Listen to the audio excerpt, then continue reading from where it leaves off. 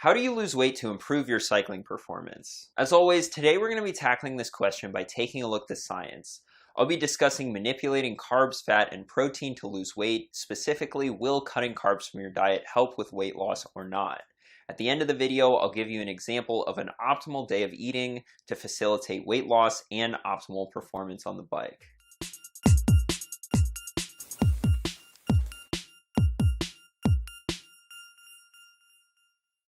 Welcome back to another video. My name's Dylan and I'm a cycling coach at CTS.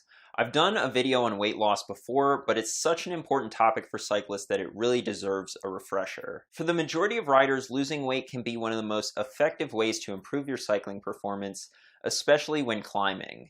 If you're not familiar with power to weight ratio, basically it's a way of measuring how strong a climber you are, and it's expressed in watts per kilogram. To display just how powerful losing excess body weight can be, let's take a look at an example. Let's say we have a 70 kilogram rider who can do 300 watts for 20 minutes, so that's 4.28 watts per kilogram. Now let's say we have a 65 kilogram rider riding right next to the first rider. The lighter rider would only have to produce 279 watts to keep up on a climb. Those who ride with a power meter know that an extra 21 watts on your 20-minute power could take months of training to achieve. Now, losing 5 kilograms of body weight is no easy task either, especially if you're already relatively lean, and oftentimes losing weight comes with a loss of power, but it's usually not enough to negatively affect power to weight ratio. In fact, most of the time, not too surprisingly, losing weight will increase your power to weight ratio unless you're starting to get really lean. If you're even a recreational cyclist, you probably already understand this. Less body weight means that you can go faster uphill, but let's go ahead and get into the meat of this video because as many of us have come to learn, losing weight is a lot easier said than done. So what is the best way to go about doing it? Dude, what are you, like 17 or something? I'm pretty sure you could eat nothing but Wendy's Triple Baconators and still look like that. I mean, that's pretty much what I eat and, well, look at me. Right, I get it. As a strapping young man, my metabolism is traveling at the speed of light and I should just wait until I turn 40 and then see what happens. Everything that I'm about to say in this video is based off what the science has to say and not personal anecdotes.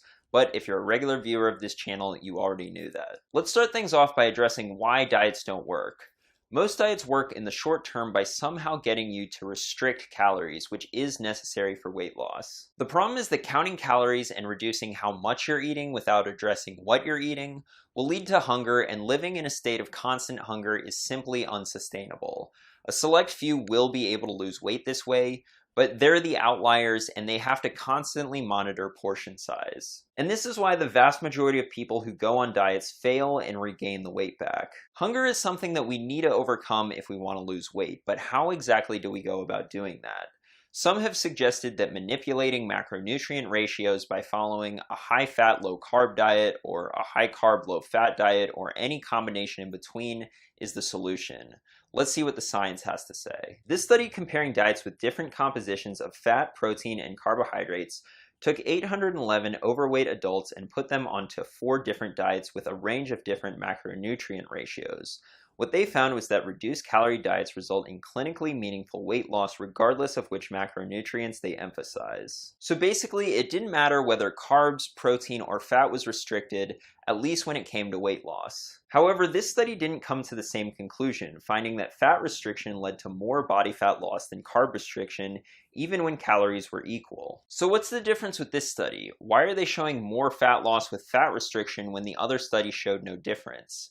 It's because this study actually looked at changes in body fat, while the other study only looked at changes in body weight. If you're just looking at the scale, the low-carb diet did result in more weight loss, but not more fat loss. The reason? Low-carb diets result in greater lean mass loss, mainly through the loss of water weight. Glycogen is your body's stored carbohydrates, and glycogen contains water. When you deplete your glycogen stores by following a low-carb diet, that water goes with it. The difference between having full and depleted glycogen stores could be 4 pounds or more. So when low-carbers step on the scale and see this, it's hard not to get excited. But this isn't the kind of weight that you want to be losing. In fact, low-carb diets may have a negative impact on body composition even when done with regular exercise. This study on the effect of the ketogenic diet on body composition during resistance training had subjects complete an 8-week resistance training program on a ketogenic and non-ketogenic diet. Not surprisingly, the non-keto group gained almost a kilo of muscle, but the ketogenic group actually lost a small amount of muscle mass, and they concluded that the ketogenic diet might not be useful to increase muscle mass. This is somewhat ironic considering that the ketogenic and other low-carb diets are pretty popular right now amongst bodybuilders and gym rats. So I don't know if you guys knew this, but Hypergain Beast Mode Mass Gainer Raw Edition in the cupcake flavor has 0 grams of carbohydrates, so you don't have to worry about getting knocked out of ketosis when making those gains. Alright, but at the end of the day, gravity doesn't care whether you're lighter because you have less fat or less water. So in that sense, low carb still wins, right?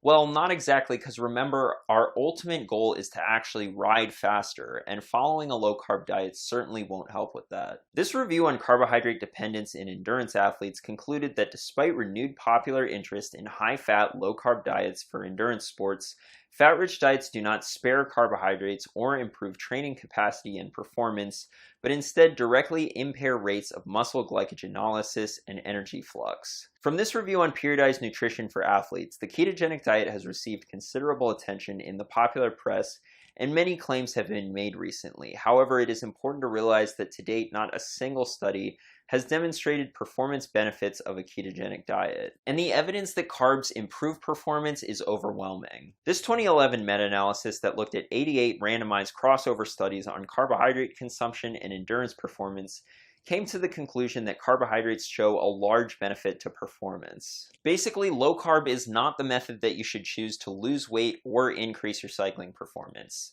Some have suggested adopting a low-carb diet in the off-season and then reintroducing carbs once the season starts, but remember that most of the weight that you lose on a low-carb diet is water weight, and once you reintroduce carbs again, you'll gain that water back. So right now you may be thinking, well, if low-carb isn't the answer, then surely low-fat is.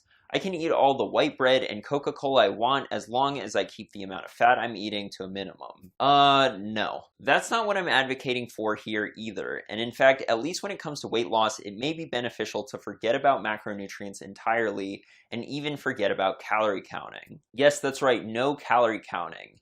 If you're counting calories, that means that you're gonna be hungry, and as we've already established, that isn't sustainable. Instead, focus on what you're eating, and in particular, make sure that it's low in calorie density, meaning that for a given weight of food, it has relatively few calories. A study on energy density of foods' effects on energy intake took 18 subjects and provided them with meals for 2 days during 3 separate testing sessions. In these 3 sessions, subjects consumed either low, medium, or high energy density or calorie density meals. The results showed that significantly more calories were consumed for the higher energy density conditions, even though the amount of food by weight was relatively similar. Calories consumed were around 1,800 calories for the high energy density group and below 1,400 calories for the low. The study concluded that energy density influenced energy intake independent of macronutrient composition, and that subjects reported no difference in feelings of hunger or fullness. Carbs, protein, fat, that wasn't as important as the overall calorie density of the diet, and these results have been shown over the long term as well. A study on energy density's effects on weight change over 6 years took 186 subjects and measured the energy density of their diet.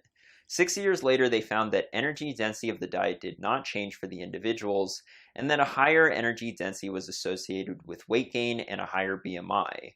The study concluded that low energy density diets moderate weight gain, and that a lower energy density can be achieved by consuming more fruits and vegetables. This review on dietary energy density and body weight, looking at many studies, confirmed this, concluding that their findings highlight the growing body of scientific evidence suggesting a relationship between energy density and body weight, and that consuming diets low in energy density may be an effective strategy for managing body weight. So this whole low calorie density thing sounds pretty good in theory, but what does it actually look like?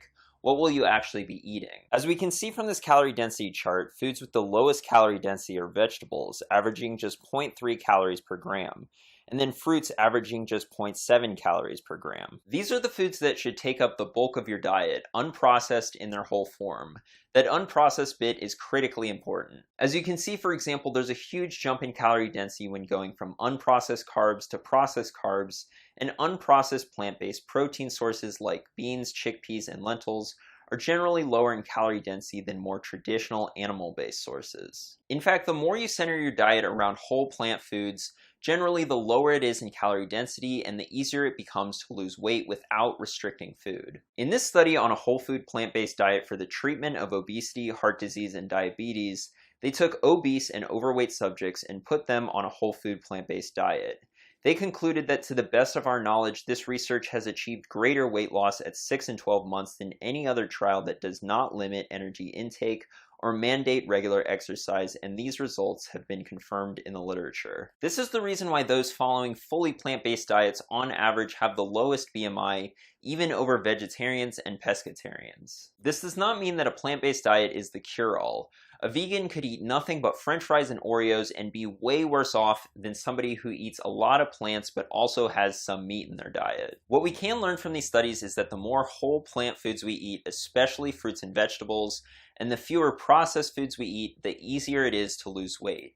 Let me take you into a day of eating for me so I can show you what this looks like. For breakfast, I usually have 2 bowls of oatmeal with a scoop of peanut butter or other nut butter, strawberries, blueberries, blackberries, and a banana. Notice how I didn't put amounts in here. That's because generally I don't measure. I eat enough to be satisfied, and a proper diet allows you to do that without gaining weight. For high intensity or long ride days, I'll make sure that I'm well fed with carbohydrates by either adding more oatmeal or an extra banana or 2 in the morning. Lunch may be beans and rice cooked with a ton of vegetables like broccoli, carrots, tomatoes, corn, spinach, kale, etc.